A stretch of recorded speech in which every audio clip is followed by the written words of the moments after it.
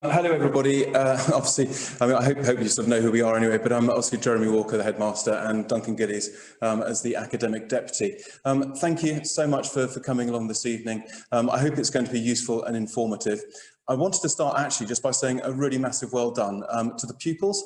I think you've had a really different start to your time at St Peter's, obviously, but also to you as the parents as well. I know that each of you will have your own challenges at home as well. Hopefully the children are that little bit older now, so they can be a little bit more independent. But first of all, as I say, it's just a huge well done. Normally by now we'd have had a lot of opportunities to have welcomed you into school for various events or just bumped into each other at concerts or fixtures or things like that, and we've been denied that opportunity, and it's one of the reasons why we thought that doing this evening as a live event might be just a little bit more personal and hopefully a little bit more interesting than simply another sort of update coming out by email. After I've said just a few words, Mr. Gillies is going to talk us through some of the key things to think about when making your GCSE choices and transitioning from that first year at St Peter's up into the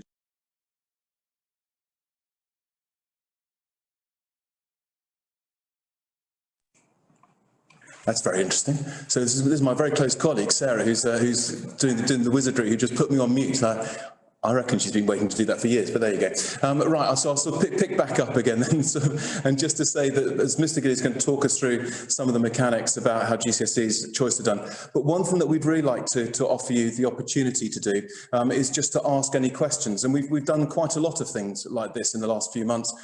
We find that questions coming in are really, really helpful because there's things that we perhaps haven't thought about, therefore we don't include them as the concerns or thoughts people might have. And what we'd like to do is to offer you the opportunity to ask any questions you'd like about the GCSE process, but actually, given that we've got a bit of time together this evening, if you've got any questions at all about anything to do with life at school and sort of, what we think might be happening over the next few weeks, whatever, as best as I can, we'll do our very best to answer you. So please do use the chat facility on Zoom just to ping those questions through, and we'll pick them up and run through them at the end after Mr. Gillies has spoken. The obvious thing I would say is that, as you'll be aware, we're keeping a really close eye on all sorts of things as to when schools might reopen more fully, what's going to happen with the awarding of grades this year. We are very fortunate that through our various membership associations, so HMC is the largest, strongest grouping of the independent schools in the country, but also the Independent Schools Council, the Boarding Schools Association and so forth. We're part of a very large group of schools who we get lots of good insight. Those groups are the ones talking to the Department for Education and the government. And we also on occasion get a chance to actually steer the debate as well and put a perspective in.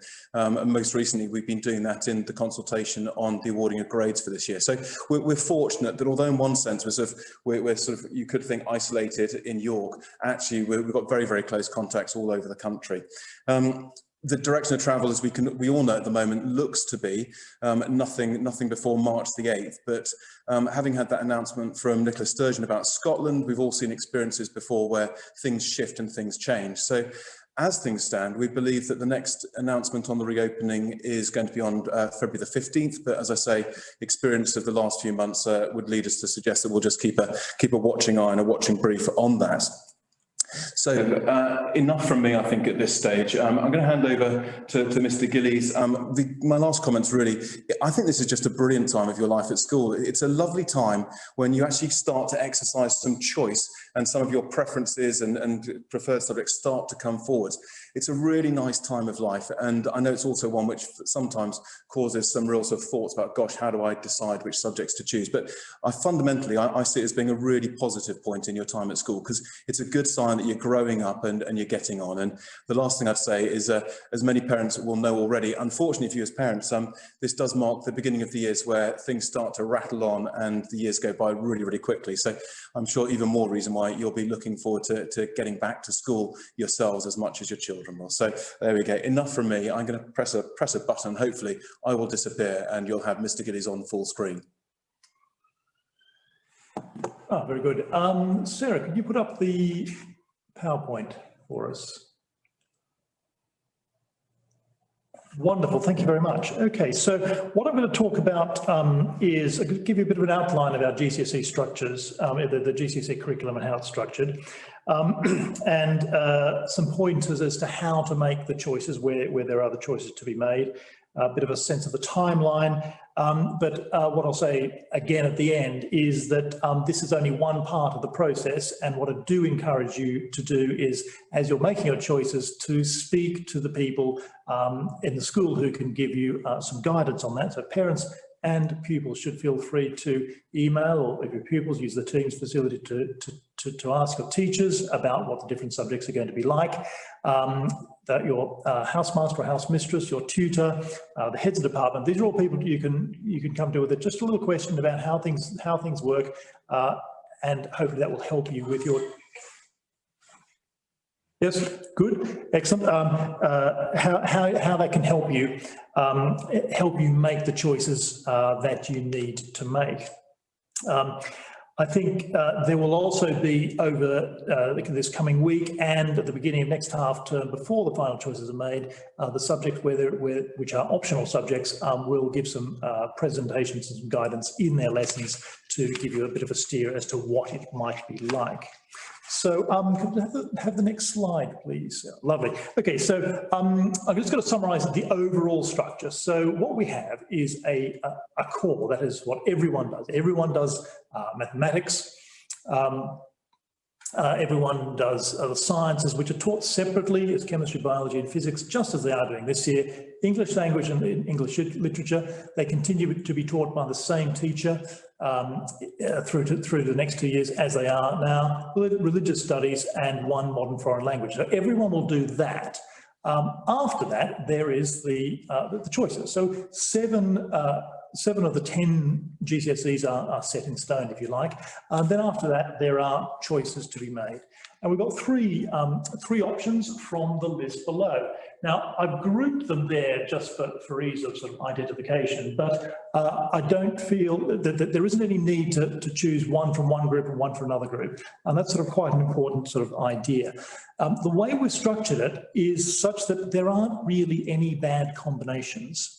Per se. Okay, there might be the wrong combination for an individual, but certainly not a bad combination itself. So people sometimes say, well, you know, there seems to be a lot of aesthetic or performance subjects, that's a lot of practical subjects, or that's a lot of, that might be a lot of essay subjects. I think if you use the main criteria I'm going to talk about, which is enjoyment, then it doesn't really matter. If you enjoy writing essays and reading, then choosing history and geography and classical civilization is the right thing for you. If you are someone who does enjoy the process of a project and have a sort of artistic flair, then doing music and art and design technology is probably the right thing for you. So there's no necessarily right or wrong combination. You can't do too much of one or too much of the other. We've structured it so that whichever way you come out, you come up with a balance. But allows you to lean towards things you might be particularly interested in. So there are a number of right combinations for each pupil. There's no absolutely right or absolutely wrong combinations for all pupils. Now, the way we've structured it ensures that you can move on to study any of our A-level subjects by following these options here. Now, there's a couple of little provisos in that. French, German, Spanish, and Latin and Grattan, you can't start them anew in the sixth form, and that's sort of fairly self-explanatory as a language. Art and design and technology, you could start them in the sixth form if you wanted to, but that is not. It's certainly not impossible, and people have done that. But on the whole, people tend to, if that's where you want to head, then choosing something you enjoy or think you're going to enjoy in 2 years' time, may as well choose something you enjoy now.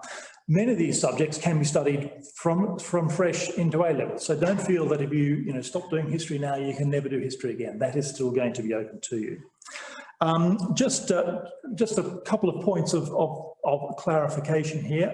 The word Grattan is there. What that is a combination of Greek and Latin. It is two separate GCSEs, but the way it is taught is within one group. So Grattan means Greek and Latin.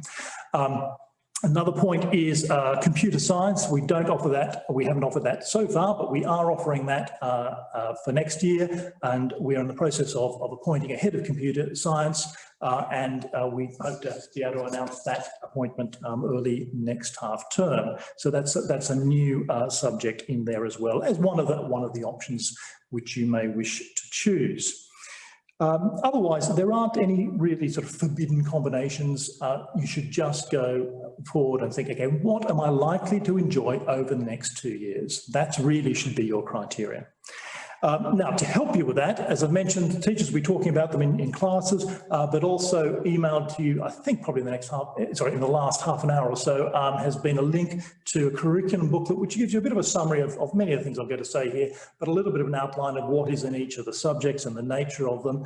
But these things are all starting points, and there's no they're no sort of substitute for talking to myself, talking to your teachers, talking to a housemaster, parents and pupils. Please do feel free to contact any of the people who are likely to be able to give a bit of a steer about it. Now, we're not going to really say you should do this subject. What we're going to try and do is to say this is what the subject is like, and talk to the pupil and say, okay, what are the bits of the subject you already like? So try and help that decision, make it an informed decision on the part of the pupils. So the next slide, please, if we could.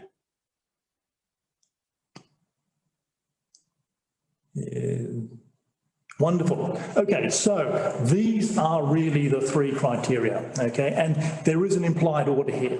Choose what you enjoy, okay? Look at the subjects. What do you think you're going to enjoy for 2 years? Because if you enjoy those things for 2 years, there's 2 likely outcomes. Number 1 is you're probably reasonably good at them. And number 2 is you're likely to become better at them if you're going to enjoy doing them, okay? Don't feel I should do this or I should do that. So enjoyment is going to be closely linked to your ability with it, and ability, again, with enjoyment. So they're the key things. Now, the final one is need. As I mentioned before, there are a couple of subjects which if you're going to do them at university, at A level, and maybe in a career, then it would make sense for you to do them now. So if you want to be a musician, or you want to study music at university, or you want to study modern languages along with maybe politics or economics at university, you want to include modern languages there, then you should think about doing a second modern language. You have to do one, another one is there. But don't do it if you think, I have to do it, okay? So if you get into the equation where you're saying, okay, I enjoy these subjects, I'm good at these subjects, but I need a different subject which I don't enjoy, I think you've got to sort of come back and have some more conversations with us to try and tease out the way your thinking is. But really, enjoyment, ability, and then as a very much a third one, the need, if you have a very clear sense of what you're moving on to. However, the vast majority of A-level subjects you will do, the vast majority of university courses you do, any combination you look for, you can do within our structure is going to meet those requirements there. Okay, so next slide, please, if we could. Thank you. Okay, so a couple of questions. I've just sort of chosen these as things which are often asked to sort of preempt them. People sometimes talk about rigorous options and soft options and things like that. There aren't any soft options. There aren't any option or combinations which are more or less rigorous than the other. If you look at our core, there's a lot of tough subjects in there, a lot of very enjoyable subjects, and they span the width of things. If you enjoy doing something, then there is a rigorous course for you to do it here. So don't think of anything as a soft option. And if you sort of think something might be a soft option, go and talk to someone in the 5th form who's doing that and ask them what they think of it. And I think you'll get a sort of clear steer on that. I've already mentioned the idea of sort of too many of one type. I don't think that matters, but it is a useful check. Okay, if you don't like reading lots and writing lots, then choosing history and geography and classical civilization might not be the right sort of thing. And again, if you don't like the making and the planning and the development of ideas, then design, technology, and art might not be for you. So don't think of that as a problem. Often asked about the question about GCSE versus IGCSE. we indicate which ones are which in the curriculum booklet. It isn't something to worry about. When we choose the courses, we just go out and look at what courses are available. There are 3 large exam boards, 2 of which, so 4 large exam boards, 2 of which do both IGCSEs and GCSEs. The I stands for international. We have always just chosen the course and which looks the best for our pupils. And that is why we have some subjects are IGCSE and some subjects are GCSE. It is not an issue. You get the same range of grades, a 9 to 1. The subject matter is very, very similarly constructed. And the reason we have chosen the board and whether it's an IGCSE or GCSE is simply because we think that suits our pupils best, both so that they enjoy it most, so that they get the most from the course, and also that they provides the best preparation moving on. Okay, so the next slide, please. Thank you. Lovely. Okay, so the next steps. Well, what you need to do is talk to your teachers. Think about what you're enjoying. Listen to their advice around not so much should you do this or that, because that's not the line they'll be taking. They'll say, this is what it is like to do GCSE geography or history or music or design. So get a good understanding of what it is and think, am I going to enjoy this? If you're going to enjoy it, you'll probably do it pretty well. Okay, so what you enjoy, that's what you're good at. And this should also match what some of your interests might be in the future. In terms of the time plan, if we could just have the next slide, please. Thank you. So we are here on February the 4th. So that's where we are now. There is the rest of this week, next week, and then the first 2 weeks of next half term to think about it, talk to people. We'll be doing some sessions in class about the nature of the different subjects. We're looking at a way to get a better feel for particular subjects so that parents can understand that as well. You may be aware that in normal times we would have had a parents meeting coming up next week. We chose to postpone that because of the challenges of doing that remotely with the numbers involved. We'll do the parents meeting as a matter of course. We hope in the beginning of the summer term, when we're hopefully all back and allowed to sort of meet and mix. That might be a bit absurdly optimistic at this point, but planning for a good move out of lockdown and so forth. But we are just looking for some ways to help people make decisions and get a bit more information around some various subjects. And you'll hear about those in the next few days. So I'm going to sort of pause now because there may be questions which you have. Please use the chat facility. As the headmaster said, there are lots of, there are questions directly about what I've been talking about, but there might be some wider ones. So, okay, so we've now got our chat up. So Mr. Walker's going to compare. Right. Sarah, could you scroll down? I can't see the whole of the first question. It's something to do with meet their child's teachers in the summer term. Or perhaps Duncan, can you scroll? Yeah. Oh, sorry. Mouse. Can we on the chat bar? Can we sort of take it up? Okay, fantastic. Thank you. So this one's come directly to us, so other people won't be able to see it. And it says, are you hoping to run one of the sessions where parents meet their child's teachers in the summer term? My memory is it usually happens this term, but obviously won't be possible, but hopefully will work in the summer. Be nice to get that opportunity. You're absolutely spot on with that one, and that's exactly our thinking as well. So normally we'd be doing a parents' evening shortly after half term of this term to coincide with this whole sort of choosing of GCSEs and everything else. For exactly the same reason I suspect behind the question, we think it will be a lot more enjoyable, more positive and richer if we're able to actually do that here at school. So what we're doing is we're taking something of a punt that certainly the children will be back, and that we might be able to do having some parents on site as well in the first half of the summer term. We're just looking at some provisional dates at the moment, so a bit of a TBC. One thing that absolutely categorically, it's not slipped our minds about having the parents in certainly before the end of your child's time in the third form. So thank you for that. That's great. And then a question which I think people can see. So two questions for the, here. First one regarding the music option, the expected entry-level skill for an instrument. So I think I know the answer, but I'm going to not answer that and get Mr. Miles Kingston to let everybody know that. I think it is in the curriculum booklet. There isn't a particular one named there, but he will be able to give you a steer on that. So I'm sorry to slightly avoid that question, but I just don't want to give a wrong steer on that one. Okay, introduction to computer science, typical operating system level of detail, that will be covered. Okay, so the operating system, the nature of the way we do it is it should be operating system independent because what we're looking at is programming, computer structures, data storage, and that sort of thing. In terms of the level of detail that'll be covered, in the curriculum booklet, I've given a bit of an outline on what it will be there.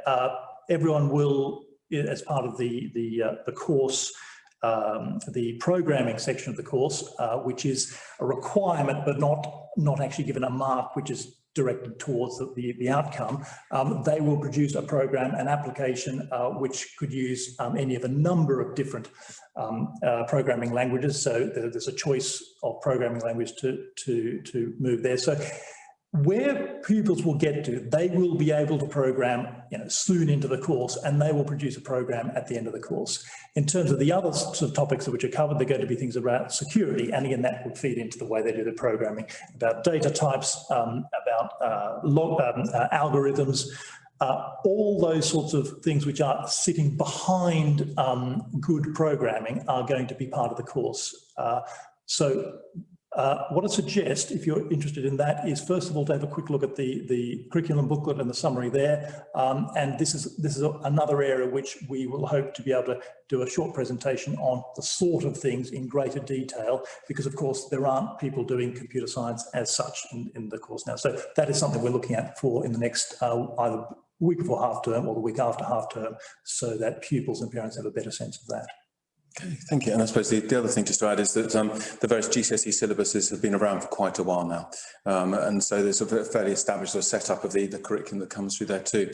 Right, so we have, do not the core subjects total 8, or is English just 1? Booklet says Friday the 2nd of March for selection, Friday the 5th. I'm going to lob that straight over to Mr. Gillies. Right, okay, whichever one is the Friday is the correct one for the March. It's the end of the second week of term. Yes, the total, it looks like a date, but you're right. Sorry, you're almost right. English is 2 GCSEs, and the science, we teach the 3 science separately, and then you have 3 separate exams in the 3 sciences, and then those marks are added together and it gives you 2 GCSEs. So we do what is called dual award or double award science, as opposed to triple award science. It's another question which often sort of comes up. Does that make, is that the right thing? We did some research on this several years ago, and we need to, continue to do that. But our sense is that it is the ideal preparation for A-level to do it that way. And universities are very happy with the dual award. It's a good one. It gives us the scope to stretch the strongest pupils and to develop and to work harder in particular areas with the weaker comparative pupils. Okay, thanks. And it's Friday the 5th of March. I was just checked on the calendar. A list of GCSE or IGCSE subjects in the exam were chosen by the school? Yep, that is in the curriculum booklet at the heading of each section. Sorry, at the bottom of each section, it will say something like OCR GCSE, so it'll give that information. Okay. Any subjects that have a maximum number of pupils allowed? We haven't had that at the moment. We always reserve the right to, reserve the necessity, I don't think it's sort of right, to move things around. We have, in the 8 years I've been here, we have not had a position where we had to say to anyone GCSE, there's too many people doing that subject for you. So I don't anticipate that will be an issue. Okay. So let me slide down a bit more. Sorry. Okay, different tiers for some, so it's higher on foundation? Yeah, look, there are, when pupils go for we put pupils in for the foundation tier, this is a decision we tend to make towards the end of the course, We make it around about the Christmas time, just before or a little bit after, according to how individual pupils are going. Maybe 2 or 3 pupils in each year across the subjects will go in for a different tier. We're anxious to make sure that it's the right choice and that we make that best decision later on the program. Of course, the nature of the tiering is if you're in the foundation tier, you are capped at getting a 5, whereas if you're in the higher tier, you can get all the range of grades. So that does happen, but we make that decision into the 5th form, into the GCSE year in the final 6 months. And when I say we make that decision, we have a conversation with parents and pupils about it. We never insist that you must do this. We say, okay, look, these are the factors which are at play, and we come to an agreed decision about that. Okay. That looks to be well. So that's the last of the questions that have come through. So if you do want to take the opportunity to ask any more questions, please do continue to use that chat function. The obvious thing that I would always say is that sometimes it's the questions that roll into your heads after a meeting like this, and please just contact possibly Mr. Giddies in the first instance, but the other people that he's been mentioning earlier on in terms of getting advice from them. I think. Yeah, there's no further questions at present. What's happened here? Can you? Great, thank you. So can you change a subject later if you don't like it? This is quite a useful one about the balance of what window of time you've got to change. Yeah, okay, so there's a couple of times. What we will be doing is we will get all the choices and we'll make the timetable to fit around those. Now, sometimes pupils change their mind as they move through toward the end of the 3rd form and provide, this is one of the situations we sometimes, well, it hasn't happened, but it's the most likely scenario where we say, actually, look, we can't really move you from this to this because we've set things already up in stone. In reality, that hasn't happened since I've been here. You can change your mind. What we want to make sure is you're making the right decision, and we're not going to sort of hold you to something if things move on. So if you're not sure about something, as time progresses, get in touch with your housemaster, get in touch with myself or your teachers and say, actually, I'm not quite sure whether this is right for me, and then we can make the change if at all possible. And that does happen sometimes into the year as well. Not very often. Maybe one pupil each year gets to October and says, actually, look, music really isn't for me. I really should be doing history. It's not terribly common, but we want to make sure you're doing the right subjects and help you to do that. Okay, I mean, just a few sort of, I suppose, closing thoughts as well would be that you perhaps won't be aware of this, but we've made some tweaks from how we were doing work in the last summer's term lockdown through into this one, and some of the changes that we brought in is using the timetable as a much more regular patterned way of giving a flow and a rhythm to it. But we've also tried to bring in that there shouldn't be a need to be working on a screen after sort of, well, 4:20 or the end of the last lesson of a day as well.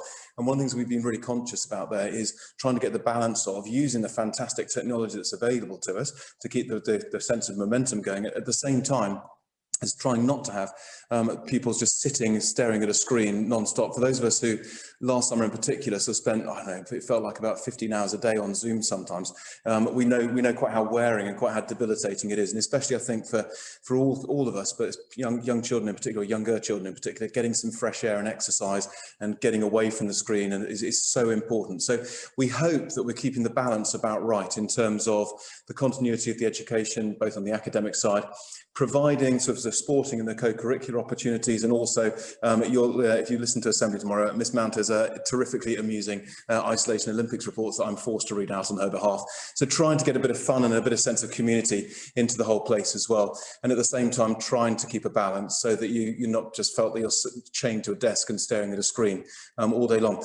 Having said which, we do pick up through the house system and through the tutors talking to pupils as well. And we also have a really good effective structure of the school council and other sort of means that just keeps a flow of information coming to us as to how things feel on the other end of the screen, as it were, for the pupils.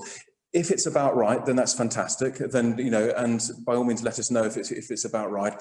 If you're getting a bit anxious or concerned, either it's, you know, some bits aren't enough, some bits aren't too much type thing. And I think it's always a bit of a Goldilocks thing on that one. For some people, it will, you know, for one person's this is way too much, might be somebody else's I'd like to be having a bit more type thing. But those sorts of things, please, even though we're not able to sort of see each other in the flesh, as it were, that sense of just keeping involved and interacting and passing on any thoughts and suggestions and ideas. Just please know that that's very much the nature of Peters in terms of being here and wanting to look after you all and wanting to keep connected as well as we go through. Okay. No further questions coming. As I say, please do keep any other questions coming along to us outside this meeting if you'd like. And finally, just to wrap up from here at school, thank you again, and well done, seriously, to all the pupils who are listening. Oh, bless you. Thank you very much indeed, Alex. That's really kind. That's very, very sweet indeed. Thank you. It's for all of us, I'm sure, you know, parents. It's been what a year. When we look back hopefully in a couple of years' time, we'll think, crikey, how did we get through it? It's the support and the interaction that really helps us here at school, genuinely, and messages like that, they really help. So thank you so much. That's really kind. Yeah, and finally, yeah, the other thing I always say is don't be kind to us when we're tired. It can get, yeah, so we might sort of wrap it up sooner rather than later on that basis. It really is massively appreciated. So finally from school, thank you. Thanks for joining in this evening. I hope it has been useful just sort of having half an hour together. Whether, depending on your generation, whether you think whether it look like the two Ronnies, possibly Andrew Marr and Hugh Pym, I'll grab, well, either of them, frankly. Hopefully not Piers Morgan and Susanna Reid, but there we go. Whichever of the various newsreaders we might look like, I hope we've done a decent job for you this evening. It's been great seeing you. Thanks so much indeed, everybody. Really appreciate it.